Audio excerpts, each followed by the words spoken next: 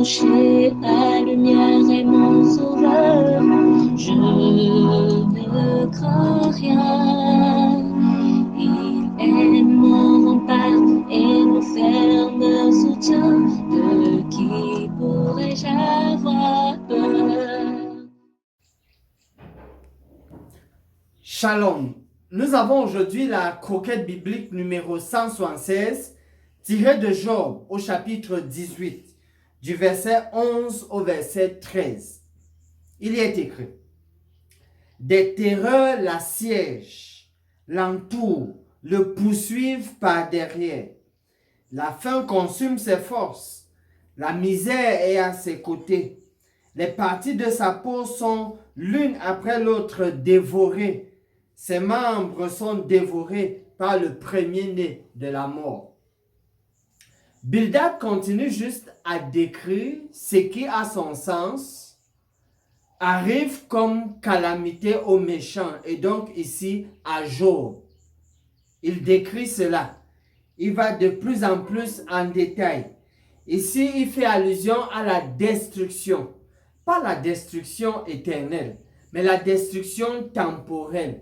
La manière dont, d'un point de vue temporel, les choses se passent et qui mettent en difficulté Job, le méchant. Comme on le sait, dans Jérémie 24, verset 2, lorsqu'il s'était agi de la captivité, les Juifs qui avaient été amenés en captivité, parmi eux, il se trouvait aussi les bonnes personnes, tels que Ézéchiel, Daniel, Shadrach, Meshach et Abednego. Donc, ce ne sont pas seulement les méchants qui avaient été déportés, mais à l'intérieur du peuple déporté, on trouvait ceux qui craignaient Dieu comme ceux qui ne craignaient pas du tout Dieu.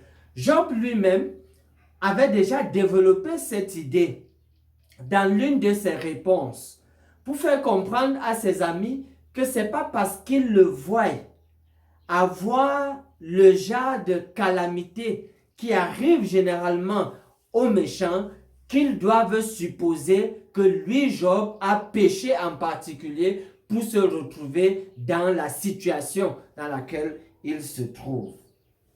On le sait donc, en faisant application aux malades, il n'est pas question de vouloir d'abord comme une sorte de condition qu'on veut poser.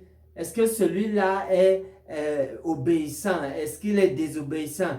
Est-ce que c'est quelqu'un de bien ou pas? Afin donc de lui apporter les soins. Non, les soins sont gratuits. Gratuits dans le sens que quelqu'un ne doit pas d'abord mériter. Et c'est ce que Job nous permet de voir et de comprendre ici. En guise de promesse, dans le psaume 71, le verset 3, parce que voyez-vous, il peut arriver que vous soyez en train de souffrir et les gens donnent toute l'impression que c'est à cause d'un comportement, un mauvais comportement en vous que vous êtes ainsi punis à travers ce qui vous arrive.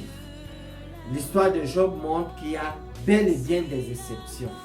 Pour vous encourager, le psaume 71, verset 3, dit ceci, en termes de prière, de promesse: sois pour moi un rocher qui me serve d'asile, où je puisse toujours me retirer. Tu as résolu de me sauver, car tu es mon rocher et ma forteresse. Au milieu de tout ce qui se dit ou peut être dit, ce serait vraiment bien pour vous de vous accrocher à Dieu en tant que votre rocher, en tant que votre forteresse. Le rocher, c'est quelque chose d'inamovible. Personne ne peut donc vous bouger de votre affermissement que vous avez en le Seigneur. Soyez encouragés. Finissons par ces mots de prière. Je dis à l'Éternel, mon rocher et ma forteresse, mon Dieu en qui je me confie.